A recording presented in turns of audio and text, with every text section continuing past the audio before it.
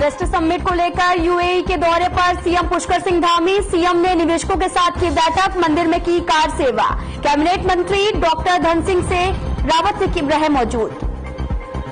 देहरादून में कैबिनेट मंत्री गणेश जोशी ने की बैठक। सड़क निर्माण कार्यों को लेकर हुई बैठक में अधिकारियों को दिए निर्देश।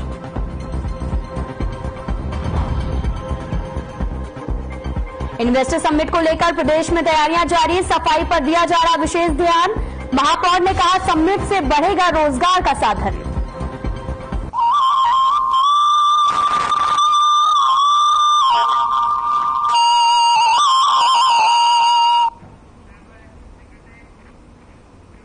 नमस्कार, मैं हूं आपके साथ अंकिता पाल और आप सभी का हमारा उत्तराखंड में स्वागत है। रुक करते हैं खबरों की तरफ। मुख्यमंत्री पुष्कर सिंह धामी उत्तराखंड में दिसंबर में होने वाले इन्वेस्टर समिट को लेकर विदेश यात्राएं कर रहे हैं। अपनी लंदन यात्रा के बाद में वो यूनाइटेड अरब अमीरत की यात्रा पर भी हैं, जहां पर सीएम निवेशकों के साथ में बैठक कर रहे हैं। अपनी यूएई यात्रा के दौरान सीएम पुष्कर सिंह धामी ने अबू धाबी में बन रहे BAPS मंदिर में गए और वहां पर बन रहे मंदिर में कार सेवा की और साथ ही मुख्यमंत्री ने इस भव्य हिंदू मंदिर के निर्माण के लिए लगे सभी संयोजनकर्ताओं और निर्माणकर्ताओं का भी आभार व्यक्त किया। उन्होंने कहा कि यह हिंदू मंदिर सांस्कृतिक विरासत है, मूल्यों, सद्भाव और हिंदू परंपराओं को बढ़ावा देने का कार्य भी करेगा। इस अवसर पर कैबिनेट मंत्री डॉक्टर धन सिंह रावत भी उपस्थित रहे।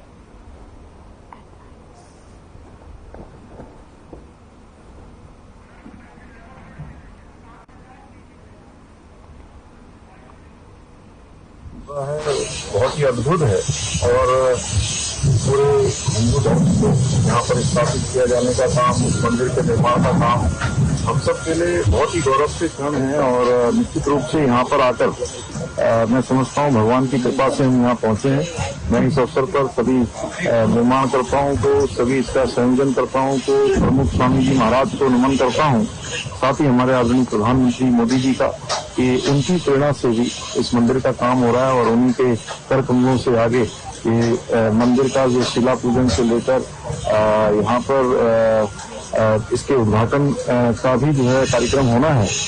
तो आज कहीं न कहीं उनके नेतृत्व में पूरे विश्व के अंदर हमको मान, सम्मान, पहचान और लोगों के बीच में सहयोग प्राप्त हो रहा है।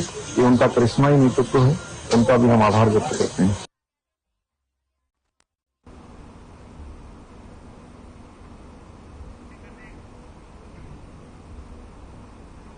हल्द्वानी के गोलापार में दृष्टिबाधित बच्चे से यौन शोषण के मामले का सीएम पुष्कर सिंह धामी ने संज्ञान लिया है।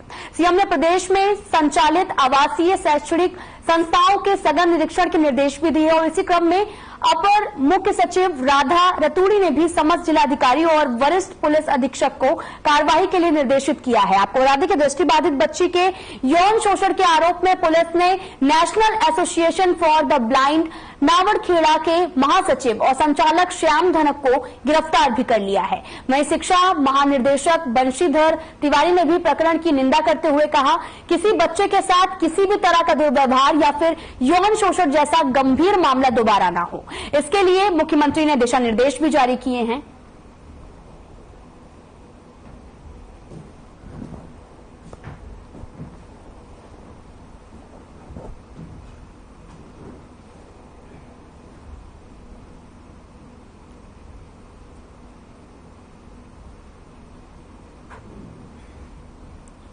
जिस तरह का प्रकरण आया निश्चित रूप से बहुत ही चिंताजनक है और निंदनीय भी है और इसी को लेकर के माननीय मुख्यमंत्री ने निर्देशित किया है कि जितने भी आवासीय विद्यालय हैं वो चाहे प्राइवेट संस्थाएं चला रही हैं या हमारे सरकारी क्षेत्र में हैं या कोई अशासकीय हैं, तो सभी का निरीक्षण और सघन चेकिंग अभियान उसका चलाया जाएगा ताकि इस तरह की जो घटनाएं हैं अगर कहीं हैं तो सामने और इस तरह की पुनरावृत्ति न हो, उसको रोक लेंगे।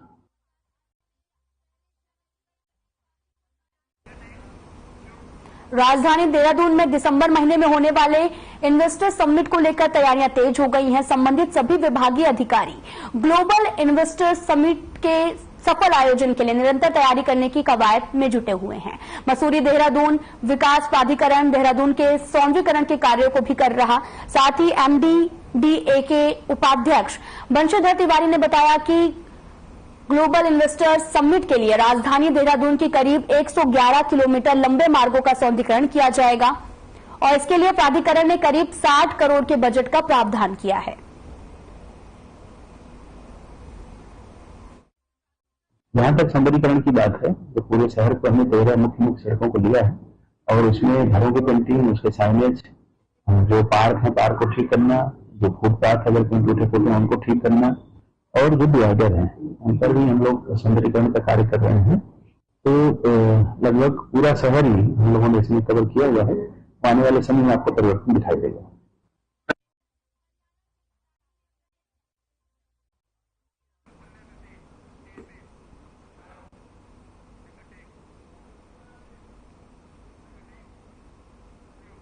काशीपुर के कांग्रेस नवचेतना भवन में उत्तर प्रदेश और उत्तराखंड के पूर्व सीएम नारायण दत्त की तिवारी की पुण्यतिथि मनाई गई और इस अवसर पर कार्यक्रम के दौरान स्वर्गीय पंडित नारायण दत्त तिवारी और सत्येंद्र चंद गुड़िया जी के चित्र पर माल्यार्पण भी किया गया। आपको बता दें कि इस दौरान नेता प्रतिपक्ष यशपाल आर्य ने भी कहा कि नारायण दत्त तिवारी की दूरगामी सोच के चलते आज काशीपुर समेत पूरा उत्तराखंड विकास की ओर अग्रसर हुआ है। नारायण दत्त तिवारी जैसी विकास परक सोच वाला नेता शायद ही ऐसा धरती में पैदा हो।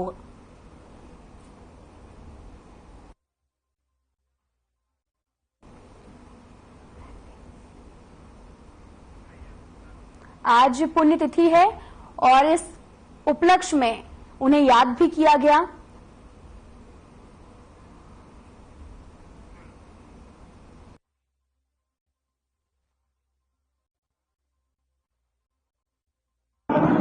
श्रद्धेय नारायण दत्त तिवारी जी महान स्वतंत्रता संग्राम सेनानी, गरीबों के, कमजोर के वर्गों के, शोषितों के, वंचितों के हमेशा पैरोकार रहे, सुदृढ़ संभाव के प्रतीक रहे। देश की आजादी में उनका बहुत बड़ा योगदान रहा और देश के निर्माण में, उत्तराखंड के विकास में, उत्तर प्रदेश के विकास में उनका बहुत महत्वपूर्ण भूमिका रही। देखिए, नारायण दत्त तिवारी जी किसी एक पार्टी के या किसी विशेष व्यक्ति या किसी विशेष वर्ग के नहीं थे, बल्कि उनकी जो सोच थी वो समस्त पार्टियों को साथ लेकर चलने की थी। और आज यहाँ पर उनकी जयंती के इस अवसर पर इसी सोच के साथ यहाँ आदरणीय जो इसकी हमारी बिमला गुड़िया जी जो इसकी संयोजिका हैं, उन्होंने उनकी इसी सोच को जीवंत रूप देने के लिए आज सभी पार्टियों को लोगों को यहाँ आमंत्रित किया और आज उनकी जयंती के इस अवसर पर हम सब भी यहाँ पर आए।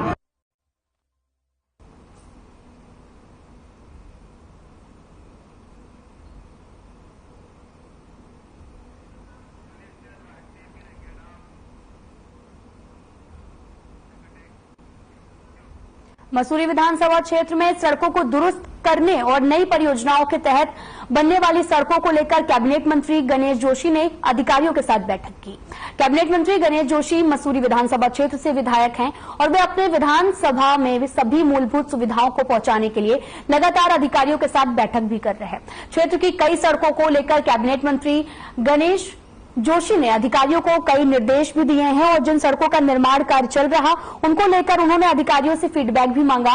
कैबिनेट मंत्री गणेश जोशी ने अधिकारियों के निर्देश दिए जाने के सभी स्वीकृत कार्यों को जल्द से जल्द पूरा किया जाए जिससे क्षेत्रवासियों को इसका लाभ मिल सके।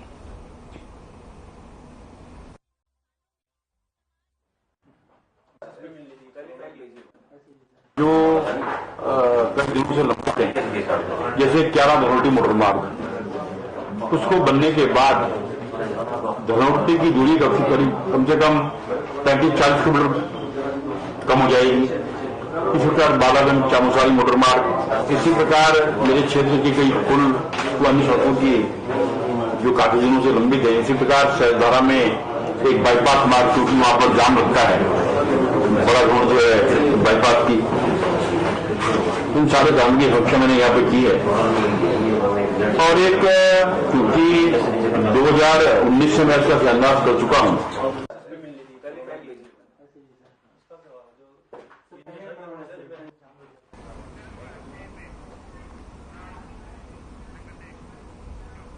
विकास पुरुष के नाम से जाने जाने वाले उत्तराखंड राज्य के प्रथम निर्वाचित सरकार के सीएम रहे स्वर्गीय पंडित नारायण दत्त तिवारी का जन्मदिवस और पुण्यतिथि है। इस अवसर पर कांग्रेस जनों ने प्रदेश मुख्यालय में स्वर्गीय एनडी तिवारी के चित्र पर पुष्प अर्पित करके श्रद्धांजलि अर्पित की है।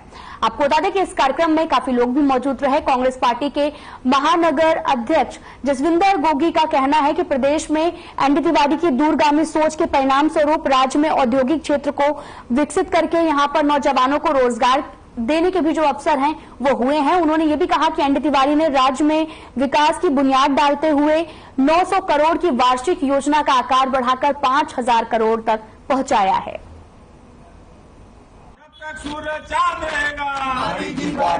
देखिए, पंडित नारायण दत्त तिवारी जी की आज पुण्यतिथि भी है और जन्म दिवस भी। आज हम लोगों ने याद किया, महानगर कांग्रेस कमेटी देहरादून में एक श्रद्धांजलि दी गई है, क्योंकि जो बुनियाद उन्होंने रखी है इस प्रदेश में तो हमेशा याद की जाएगी।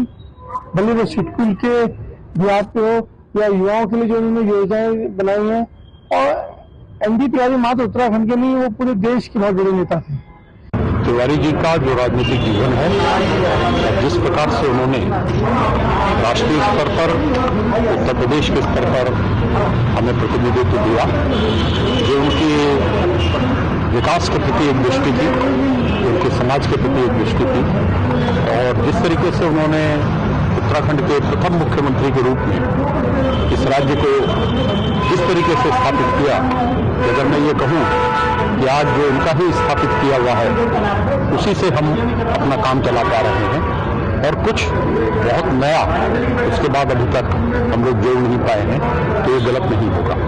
तो विकास पुरुष के नाम से जाने जाते थे।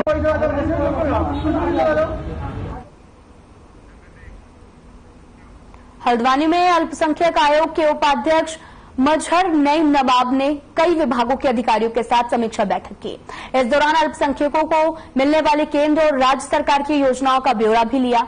आपको बता दें कि कई विभागों के अधिकारी इस बैठक में नहीं आए, जिस पर नाराजगी जताते हुए अल्पसंख्यक आयोग के उपाध्यक्ष ने नोटिस जारी कर स्पष्टीकरण मांगा है, और साथ ही कई विभागों के अधिकारियों ने योजनाओं की पूरी जानकारी नहीं दी है। और आपको बता दें कि इस आयोग के उपाध्यक्ष ने उन्हें फटकार लगाते हुए योजनाओं की पूरी जानकारी रखने के भी निर्देश दिए हैं।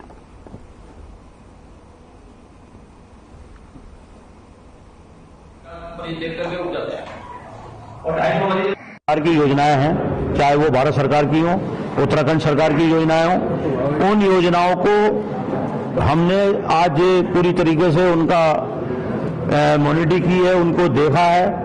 उन योजनाओं का निस्तारण किस तरीके से हो रहा है, क्या वो योजनाएं अंतिम छोर में बैठा व्यक्ति जो लाभार्थी है उस तक पहुंच रही हैं, उनका निस्तारण किस तरीके से हो रहा है, इसको लेकर के हमने बैठक की।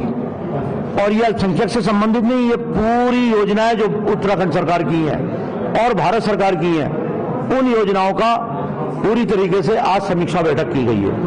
वहीं कई अधिकारी आपको मौके पर नहीं, जो अधिकारी नहीं आए, जिन्होंने इस बैठक में हिस्सा नहीं लिया है, और जिन अधिकारियों ने पूरी तरीके से संतोषजनक जवाब नहीं दिया है, जिनको विभाग योजनाओं को चला रहा है, उस विभाग के अधिकारी को, विभागीय अधिकारी को अगर योजना के बारे में जानकारी नहीं है तो ये गंभीर मामला है, उनके खिलाफ सख्त कार्रवाई की जाएगी। जो अधिकारी नहीं आए उन्हें नोटिस दिया जाएगा, स्पष्टीकरण मांगा जाएगा। देखिए, हमारा और अधिकारियों का जो काम करने का ढंग होना चाहिए, हम लोग मिलकर के काम करें, सरकार की योजनाएं उस व्यक्ति तक पहुंचाएं जो उसका लाभार्थी है। सर, वही बात कर रहे हैं अभी सुविधा तिवारी में जो यहाँ पर लेकर के कुछ आपने संज्ञान में लिया आपने। देखिए, सुशीला तिवारी का जो मामला है वो बहुत गंभीर मेरे सामने आया। एक डॉक्टर दूसरे डॉक्टर पर अगर ये आरोप लगा रहा है कि उस डॉक्टर की गलती से किसी की मृत्यु हुई या किसी की लापरवाही से इलाज सही नहीं हुआ, तो ये गंभीर मामला है। वहां पर सीधे सीधे मैं मानता हूं कि वहां का डिसिप्लिन, वहां का जो प्रशासनिक अमला है वो वहां देखभाल नहीं कर रहा है। हमने आज निर्देश दिए हैं और साफ तौर से कहा है कि 3 दिन के अंदर वहां की व्यवस्था सुधारेंगे, और वहां जो व्यवस्थाएं हैं उनकी व्यवस्थाओं की जिम्मेदारी एमएस और सीएमएस की होंगी, वो पूरी तरीके से वहां की जिम्मेदारी लेंगे।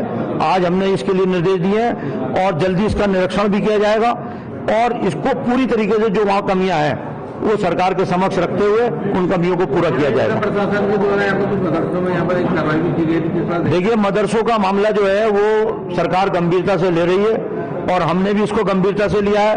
जो मानक के अनुकूल नहीं है, जो मानक के अनुसार मदरसे नहीं चल रहे हैं, जो नियम के विरुद्ध चल रहे हैं, खाली आप बच्चों के भविष्य से खिलवाड़ कर रहे हैं, उन मदरसों के संचालकों के ऊपर सख्त कार्रवाई होगी। ये सरकार की भी नीयत है और हम लोगों का भी कर्तव्य बनता है कि हम इसमें सहयोग करें। वहीं बालापार में भी एक आवासीय विकलांगों का स्कूल था, उसमें भी अश्लीलता। देखिए, जिस तरीके से जो भी संस्थाएं चला रही हैं, चाहे वो स्कूल हो या बच्चों के भविष्य के लिए बनाए गए संस्थाएं हैं, अगर वो संस्थाएं बच्चों के साथ खिलवाड़ करेंगी, उनके ऊपर पूरी कार्रवाई की जाएगी, सख्त कार्रवाई होगी और इसके लिए जल्दी निरीक्षण भी किया जाएगा। जो बचे हुए मदरसे, स्कूल और इस तरीके की संस्थाएं हैं, उन पर पूरी निगाह हमारा काम है रखने का और सरकार का काम है, उन पर निगाह रखी जाएगी।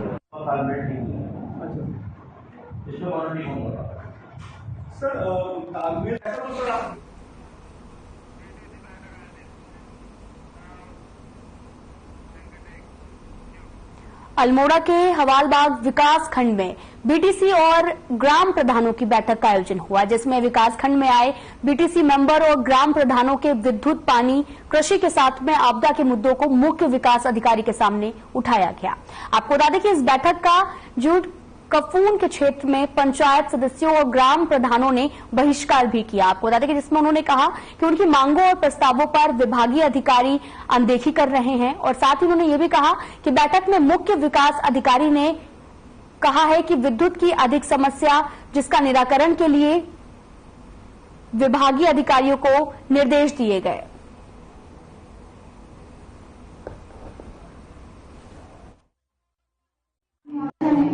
आज की बीडीसी की बैठक में सभी जनप्रतिनिधियों ने बहुत ही मूलभूत समस्याएं उठाई हैं। सबसे ज्यादा समस्याएं जैसे बिजली को लेके हैं, उसमें हमारे जो यूपीसीएल के एक्शन साहब हैं वो भी मौजूद थे। पहले भी बीडीसी में वही समस्याएं उठाई गई थी, इसको बहुत प्रायोरिटी बेसिस पे मेरे स्तर पे भी फॉलो किया जाएगा। इसके अलावा अन्य जो हमारे यूरेडा से रिलेटेड समस्याएं हैं या पीडब्ल्यूडी की समस्याएं हैं, सभी समस्याओं में जितनी भी समस्याएं हैं बार बार ये नेक्स्ट बीडीसी में ये ना उठें, उसका निराकरण किया जाए। उसमें मैंने जो बीडीओ हैं हमारे, उनको हमने निर्देश भी दे दिए हैं। जैसे कि आपका होता क्या है ना, बहुत सारी समस्याएं उठाई जो जाती हैं उसको हम डॉक्यूमेंट नहीं कर पाते हैं। जो समस्याएं हैं वो विकास खंड के लेवल पर ही रह जाती हैं और जिले स्तर पर मॉनिटर नहीं की जाती है। आज की बीडीसी की बैठक में हमारे मुख्य रूप से बिजली, सड़क, पानी और स्वास्थ्य संबंधी समस्या सामने आई हुई है और मैं समझती हूँ कि बीडीसी बैठक के जरिए कई हद तक इनको जो भी समस्याएं हैं इनको हल करने का प्रयास किया जाएगा और यहाँ जो जिले के सक्षम अधिकारी मौजूद हैं उनके द्वारा इसमें जरूर चिंतन किया जाएगा, जिससे कि ग्रामीणों की समस्याओं को हल किया जाए। लगातार 3 बैठकें यहाँ पहले हो चुकी हैं। अपने क्षेत्र की समस्याओं को संस्थान ग्राम प्रधानों की और बीडीसी मेंबरों की एक पुरजोर मांग चल रही थी कि जो जमानत राशि है वो जमानत राशि कभी लौट कर नहीं आती है, जबकि नियमानुसार वो कुछ पैसा तो जमा होता है। हमने ये जानना चाहा कि पिछला हिसाब क्यों नहीं आता है, आज तक नहीं आ रहा है। साथ ही अगर मेरे क्षेत्र में देखें तो आपदा के बाद किसी भी विभाग ने वहाँ पर पूर्ण रूप में लापरवाही बढ़ती है। अगर आप चौंसली मोटर मार्ग को देखते हैं, चौंसली डेगा, तो आपदा में टूटने के बाद अभी तक उसका निर्माण नहीं हुआ है। विकासनगर का खंड विकास अधिकारी कार्यालय का हाईटेक भवन बनकर तैयार हो चुका है, जिसका लोकार्पण विधायक मुन्ना सिंह चौहान ने किया। आपको बता दें कि इस दौरान ब्लॉक प्रमुख जसविंदर सिंह और खंड विकास अधिकारी आतिया परवीन भी मौजूद रहे। विधायक ने नवनिर्मित भवन का निरीक्षण कर इसमें जनता को लाभ मिलने की बात भी कही और साथ ही ये भी कहा कि कार्यालय बनने से ग्रामीणों को विकास कार्य और अन्य समस्याओं के समाधान के लिए बेहतर सुविधाएं मिलेंगी। साथ ही क्षेत्रीय जनता और अधिकारियों के लिए कॉन्फ्रेंस रूम और लाइब्रेरी का लाभ भी मिलेगा।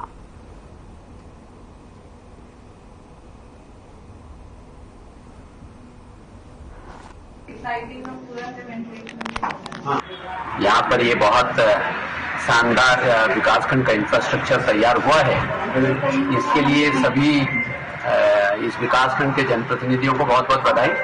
उनके कार्यकाल में, क्षेत्र पंचायत के कार्यकाल में काम हो पाया और एक अच्छा कामकाज करने के लिए सुविधाजनक स्थान, और जैसे कहते हैं ना आजकल स्मार्ट ऑफिस, तो उस तरीके की चीजों का होता है ध्यान प्रकृति का। बिजली नहीं भी है तो सूरज की रोशनी पहुंच जाए, अंधेरा ना हो, उठने बैठने में सुविधा हो, तो उससे जो कामकाज करने की क्षमता बढ़ जाती है।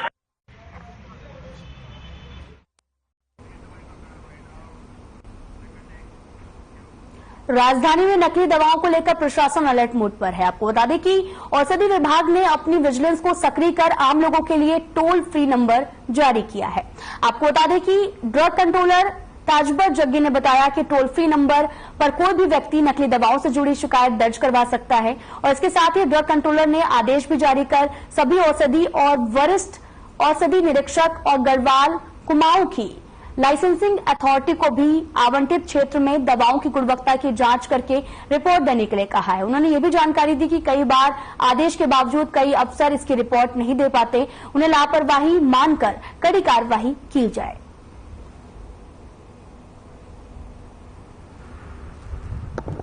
हमने टोल फ्री नंबर जारी किया है कि कोई भी शिकायत, किसी भी प्रकार की कोई शिकायत है, कोई सब स्टैंड दवा बननी है या आपका कहते कोई बिल नहीं दे रहा किसी को, या कोई दवा जो है उसको लगता है कि ये सही नहीं है, तो उसके लिए हमने टोल फ्री नंबर जारी किया है कि 180018042446, जिस पर कि कोई भी आम नागरिक उसमें शिकायत दर्ज कर सकता है, उस पर तत्काल कार्रवाई की जाए। मॉनिटरिंग करते रहते हैं, और अभी हमने जो है रुड़की के सिविल लाइन कोतवाली क्षेत्र में सोलानी पार्क के पास में बीती रात परिवार से नाराज होकर एक युवती ने अचानक ही गंगा नहर में छलांग लगा दी। आपको बता दें कि आसपास से गुजर रहे लोगों के द्वारा जब युवती को डूबते हुए देखा गया तो क्षेत्र में हड़कंप मच गया, जिसके बाद मौके पर भीड़ जमा हो गई। गंगा नहर में डूब रही महिला को बचाने के लिए जलवीर नाम के युवक को बुलाया गया, जिसके द्वारा अपनी जान जोखिम में डालकर युवती को गंगा से बाहर निकाला। और आपको बता दें कि युवती अपने परिवार से किसी बात को लेकर नाराज चल रही थी और बीती रात वह सोलानी पार्क के पास बैठी हुई थी। इसके बाद में उसने अचानक ही गंगा नहर में छलांग लगा दी।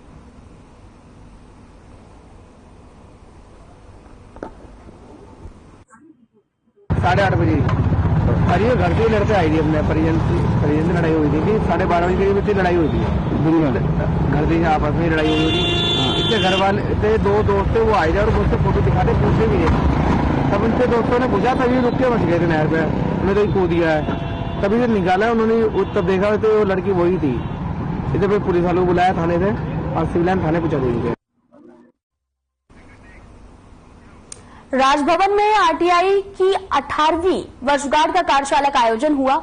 इस कार्यक्रम में मुख्य अतिथि के तौर पर पूर्व लेफ्टिनेंट जनरल राज्यपाल गुरमीत सिंह ने शिरकत की और इस दौरान मुख्य सूचना आयुक्त और अन्य राज्य सूचना आयुक्त भी मौजूद रहे। और इस दौरान महामहिम ने कहा कि विकास की यात्रा में इंफॉर्मेशन का एक महत्वपूर्ण रोल भी होता है। उन्होंने कहा कि आरटीआई का मुख्य उद्देश्य किसी भी विभाग कार्य की सूचना का अधिकार पाना है। उन्होंने साथ ये भी कहा कि आरटीआई की मदद से भ्रष्टाचार पर लगाम लगाई जा सकती है। 22 पन्नों का आरटीआई एक्ट है। आरटीआई के अंतर्गत की जाने वाली कार्यवाही समयबद्ध होती है। देखते हुए हम ये प्रयास जारी रखेंगे। बल पे कुछ नहीं करता है। हम सब ने इकट्ठा होकर आरटीआई एक्ट की 18वीं वर्षगांठ को मनाया है। मनाने का मतलब होता है कि उसका चिंतन मंथन करने की कोशिश की है, तो 2 हिस्सों में किया गया है। हमने कुछ एक्सपर्ट भी बुलाए हैं ताकि इस सब्जेक्ट के ऊपर में एक विश्लेषण किया जाए और किस प्रकार से आरटीआई एक्ट को इम्प्लीमेंट किया जा रहा है, इसके ऊपर में सोच विचार किया जाए। और आज मुझे बहुत खुशी हुई जब मैंने डिटेल में ये जाना कि किस प्रकार से उत्तराखंड के अंदर में आरटीआई का इम्प्लीमेंटेशन हो रहा है। अब इसको हमने जो पहले टाइप किया है वो एटीआई नैनीताल से किया। अब हम सिस्टमेटिकली हर डिस्ट्रिक्ट में ट्रेनिंग प्रोग्राम्स ऑर्गेनाइज कर रहे हैं, जिससे कि सारे अधिकारियों को और प्रथम के अधिकारियों को और बाकी अधिकारियों को भी प्रशिक्षण दिया जाए, जिससे कि वो आरटीआई के बारे में उनका ज्ञान भी बढ़े और उनकी एफिशिएंसी भी बढ़े। जैसे आज हमने ये वर्कशॉप की, आप सबके द्वारा, प्रेस के द्वारा सूचना जाएगी। बल पे कुछ नहीं करता है।